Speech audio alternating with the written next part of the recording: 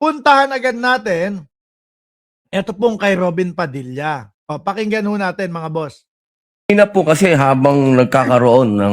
Okay, Opo. Robin. Nais ko lamang po magtanong sa ating saksi.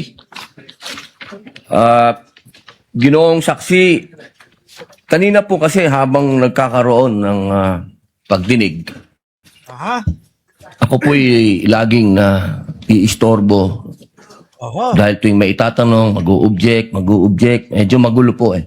Sir, parang hindi ko narinig sa iyo yung kahapon na. Nung nasa kabilang panig ang nag-o-object ka. Di ba? Mukhang hindi natin narinig, nagreklamo si Robin Padilla, mga kababayan, doon sa objection nung kay Carlo Narbasa. Pero dito yata, kay Ligutan, mga bossing, nagre-reklamo si Senator Robin Padilla, nag-o-object. Ganyan talaga, sir. Ano po? Kami naman, kung bakit kami bumabatikos doon sa mga objection ni Narbasa, ay sa kadahilanan pong wala ng mga basihan. No? Pang-uurat na lang ang ginagawa nitong si Narbasa kahapon, sir. Tama, di ba? Pang-uurat na lang. Pero dito, kay Amando Ligutan, mga bossy pa mo, sir, may ibig sabihin lahat. Lalo na, yung kapag kayong nakikipagdiskusyon, si Narbasa, doon sa witness, magaling pa siya doon sa witness, nakikipag-argumento si Narbasa, di ba mga kababayan? Talagang objection, Your Honor. Bakit mo argumentohin yung witness natin? Siya yung nakakaalam niyan. Yun yung pagkakaiba, Boss B, no? Boss Noy B. Nako, tagal. Mas okay sana siguro, medyo umupo ka na lang. Hindi ka pa namin napansin. Di ba? Pwede po bang sagutin po ninyo ako dahil noong pong February 5, ang sabi po dito ay insufficient po yung na hindi dapat makarating na sa preliminary investigation.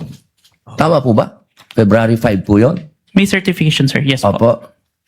Tapos nung February 14, naging sufficient na for February 5, insufficient.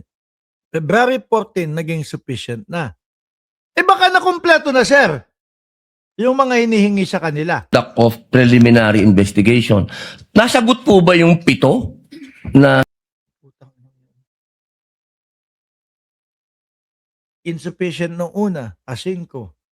Nung 14, naging sufficient na. Malamang nasagot yan. Putak na yan. Parang nagsasayang tayo oras dito, sir. sinabi dito na para ang sinasabi po kasi dito nung February 5, merong 7 na kulang. Okay. Kaya minarkahan ng insufficient. Ibig sabihin, hindi namin palalagpasin ito. Hindi namin paabutin ng preliminary investigation ito hanggat hindi kinukumpleto yung kulang. Di ba? Winarningan. Insufficient. Hindi pwede. Kailangan kumpletohin. I believe so, sir. That's why we have received a certification, sir. Ayun. Kaya nakakuha ng certification na sufficient na. Sir, galingan mo, sir. Sayang yung oras ng Senado. Kasi po, parang narinig ko kanina, hindi po naibigay yung original copy nung sinagawang interview kay Vice President Sara Duterte. Yung original po, na kopya, kung sino po yung nag-record. Wala po kayong affidavit? Meron po ba kayong affidavit na nakuha nyo? Yes, sir. Ako po yung ang inire-request po ng DOJ dyan is affidavit po nung nag-screen record, which is my affidavit, Your Honor. Meron po. Sandali. Ito ba ay video ng dadalawang tao? Yung isang tao na nag-video at ibinidyo yung isa? Or ito ay naka-live? No? Naka-live sa social media na lahat tayo pwedeng magkaroon ng kopya. Tama ba ako? Kasi Sir Witness pwedeng magkaroon ng kanyang sariling kopya habang pinapanood niya, habang ini-screen record niya. Di ba yun yung original copy niya para sa sarili niya. At tayo din, kung nire-record, ini-screenshot din natin, yun din yung magiging kopya natin. Ang affidavit? Ako sir, ako po yung nag-execute sir. Ayan, siya. Kasi Hindi ang- po yung mismong tao. Yes po, ang hinihingi po kasi ni DOJ is kung sino yung nag-screen record through OBS sir. Hindi po yung mismong tao. Yes, Your Honor. Sandali, Kayo lang po yung nag-affidavit. sandali. Pukinang... Sinong tao yung sinasabi ni Robin Padilla dito? Hindi po yung... so hindi po yung mismong tao. Kayo lang po yung nag-affidavit. Naka-live po ito. Ayun, mga kababayan. Miski ako, nakita ko yun. Miski ako, kumbaga, parte ako ng nanonood noong video na yun. Kasi live nga, continuous. Yes, Your Honor. Pero meron po kayong ng pagkakataon ba na nakausap niyo yung tao at nagbigay siya ng affidavit? Okay lang naman, sino yung taong kirap? Sino yung taong sinasabi ba nito? Tao na nagre-record? May ganun ba yung nangyari? Sandali nga. Yung atin bang Senador Robin Padilla ay naiintindihan kung ano yung nangyayari doon sa loob at kung ano yung pinag-uusapan na video? Ito yun. Ito, naka-live ako. Kung kayo ay napapanood ninyo at tapos nagbanta ako sa buhay ng kung sino man, kunyari ng Vice Presidente. Kayo na mga nanonood ng live, ini-screen ano nyo, sinesave nyo ito. At ipapasa nyo, eto, yung mismong sinabi ni Mark Ramos. Di ba? Sandali nga, tuloy natin nang malinawan tayo kay Robin Padilla kung sino yung taong sinasabi niya. Tao. Yes, Your Honor. Kayo lang. Hindi po yung mismong tao. Yes po, ang hinihingi po kasi ng DOJ dyan is affidavit po nung nag-screen record, which is my affidavit, Your Honor. Meron po siyang affidavit? Ako sir, ako po yung nag-execute sir. Kasi Hindi ang- po yung mismong tao. Yes po, ang hinihingi po kasi ni DOJ is kung sino yung nag-screen record through OBS sir. Hindi po yung mismong tao. Yes, Your Honor. Kayo lang po yung nag-affidavit. Yes, Your Honor. Pero meron po kayong ng pagkakataon ba na nakausap niyo yung tao at nagbigay siya ng affidavit? May I clarify, Your Honor, if sinong tao yung tinutukoy? Yung nag-record po. Nakita niyo, pati yung witness nalito na doon sa tao ng tao si Robin Padilla. Siya nga. Atras ko para mas malinawan. Oh. Affidavit. Yes, Your Honor. Pero meron po kayong ng pagkakataon ba na nakausap niyo yung tao at nagbigay siya ng affidavit? May I clarify, Your Honor, if sinong tao yung tinutukoy? Yung nag-record po. Ako po yung nag-record through OBS, sir. Hindi po. Yung mismong nag-record po kay Inday. Ay puto, sir. Kakausapin yung laptop, sir. No? Kasi gagaya ho nito, mga bossing. No? Wala pong ibang nakahawak ng camera dito. Ako mismo, pipindutin ko, live start. Ako mismo nagre-record niyan. Tapos, naka-live sa inyong lahat. On the spot. Kakausapin yung laptop. Kakausapin, ay, Vice Presidente siya mismo na gano'n yan eh. Siya mismo ang nag-record niyan, ang Vice Presidente. Vice President. Nakausap niyo po ba? Yung raw file po. Kasi napakahalaga po nun. Sandali. Ang gusto niya sabihin, nakausap niyo po ba ang Vice Presidente? Tama ba? Nung nag-record po kay Inday sa Vice President. Nung nag-record. So, talagang ang alam ni Robin Padilla, parang one-on-one. May isang tao na nakahawak ng camera, nire-record si Sara Duterte. Sir, kayo, di ba ni Cayetano, ginagawa nyo ang pagla-live? Doon sa ni Cayetano, doon sa Facebook ni Cayetano? Bakit parang aanga-anga kang hindi mo alam yun? Nakausap niyo. Kung kakausapin naman si Inday Sara Duterte na mismong siya ang nag-record noon, di ba pinapatawag nga sila sa NBI para sagutin, para malaman ang kanilang panig. Pero hindi sila pumupunta. Oh, di ba? Ilang beses pong pinapunta sa NBI, mga kababayan, ang kampo ng vice-presidente, ang vice-presidente. Unang pagpapapunta, natapat na taon, doon sa may hearing sila, doon sa Kongreso. Kaya ang sabi nila Franz Castro ay, o sige po, itong hearing po namin dito, iaano na lang namin, hindi na lang namin itutuloy. Para po sila ay makapunta sa pagpapaimbita o sa pag-imbita ng NBI sa kanila. Pero hindi pa din ho nila pinuntahan yun. Di ba? Yung hearing, hindi na tinuloy. So, madaling salita, hindi na sila pupunta. Hindi pa din sila pumunta doon sa NBI. Ngayon mga kababayan, yung pangalawang pagpapatawag po sa kanila, kung matandaan nyo po, ang sabi naman ng kampo ng vice-presidente, hindi po kami makakapunta sa NBI kasi po may paparty kami doon sa mga media. Inuna pa yung mga media party nila. Ano ba naman niya? O sige, puntahan natin. Si Director Santiago, mabilisan.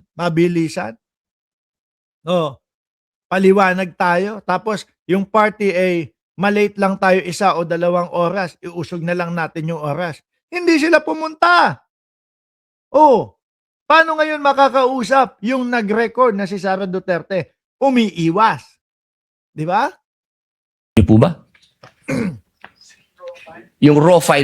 Yung mga astahan ni Robin Padilla, akala mo nakapuntos yung depensa sa kanila, ano? Pero hindi niya alam, pinagtatawa na, sino nga ba yung tao na binabanggit mo kung nakausap ng witness? Oh. Po. Kasi napakahalaga po nun. Kasi doon po natin malalaman kung original ba o hindi. So gusto nyo, sir, sabihin na peke yung video. Yun ang gustong sabihin po ng depensa, mga kababayan. Yun ang kanilang pandepensa. Peke yung video. Nung di kalaunan po, ang sabi nila, mga boss chipamo, sir, yun pong mga sinabi ng vice-presidente ay parte ng free speech. Di ba doon pa lang ho, mga boss chipamo, sir, parang sinasabi na nila na talagang sinabi ng vice-presidente iyon. Bakit ngayon dito ang pinagtatalunan at gustong ipamuka ng depensa na hindi totoo yung video? Aba, mukhang paatras tayo. Mukhang nakalimutan ninyo na sumasagot kayo. Di ba? Sinasagot din ng vice-presidente dati. Yung threat na yan. Meron pa nga kayong na-inventong conditional threat. Oh. Sabi ni Aimo 536, ano ba yung original na sinasabi niya? Nahihilo na ako. Hindi ko ho din alam kay Binoy. Miski po yung witness na tinatanong niya, hilong-hilo din ho sa kanya. The video itself, sir, is publicly available. That's why. Ipakain mo dyan kay Robin Padilla kung ano talaga yung yung ibig nating sabihin lahat. I performed the recording, sir. Opo. Pakisagot na lang po, mahal na saksi, kung nakuha niyo po ba yung original. Yung original, hindi po yung galing sa internet. Paano yun? Sasama siya. Sandali. Okay. Eto, mga kababayan, no? Pagkatapos nitong video na ito, ano na yan? Kumbaga, publicly, nasa public na po iyan, mga boss chief amo, sir. So, ibig sabihin, original niya, nasa YouTube, nasaan na, nandyan na ho, mga kababayan. Hindi ho ito kagaya, etong pagla-live ko, parehas ho ito nung ginawa ng vice-presidente. Hindi ho ito kagaya ng, i-record mo ako pare, tapos, nandiyan sa camera, yung original, hindi ho kagaya nung ganito yun, sir. No? Na kailangan makuha kung ano mismo yung video na kinuha o nandoon mismo sa camera na yun. Rekta yung napapanood. Kung ikaw nanonood ka, Robin Padilla, rekta mong nakukuha to. pwede mong screenshot at kung sakali na meron akong sabihin sa iyo na paninirang puri sa iyo, pwede mo yung kunin, no? I-record at ito yung sinabi nitong tao na ito. Oh, dahil naka-public. Sa original, no sir. Yun lamang po. Maraming salamat po. Thank you, Senator Judge Padilla. Ano naman Opo. talaga sasagot mo doon, mga kababayan? 'Di ba? Ano naman ang isasagot mo doon? The original hindi, sabi ko nga ho sa inyo dahil ang pinaka-original niyan yung pasok na agad sa sa live mga bossing eh. Wala yung original na eto, binidyo kita pare. Tapos eto yung original copy, tago mo para hindi kumalat. Ang gulo ni bossing. No, akala yata shooting. Sabi ni Cydrix Del Rosario, akala yata video shoot yun eh. Eto pa, Robin Padilla pa. Hindi po naibigay yung original copy nung sinagawang interview kay Vice President Sara Duterte. Yung original po na kopya. Interview yung sa press con niya, yung press con doon sa doon sa nasa loob sila ng kulungan. Kung sino po yung nag-record. Wala po kayong affidavit? Meron po ba kayong affidavit na nakuha niyo? Ang tanong ko, saan kukuhanin ang original nito? Lalo na kapag uploaded o posted o naka-live sa YouTube. 'Di ba yun na itself, mga kababayan? Wala na yung separate na nag-record kami, ito yung original nandito sa amin. Kumbaga publicly recorded instant na yan eh. No? Yes sir, ako po yung ang inire-request po ng DOJ dyan is affidavit po nung nag-screen record, which is my affidavit, Your Honor. Meron po siyang affidavit? Ako sir, ako po yung nag-execute sir. Hindi po yung mismong tao. Yes po, ang hinihingi po kasi ni DOJ is Sabi ni JJ Bar, yun na ang original pag recorded na sa live. Di po ba? Iwanan na si Robin Padilla, sayang oras ho dito mga bossing.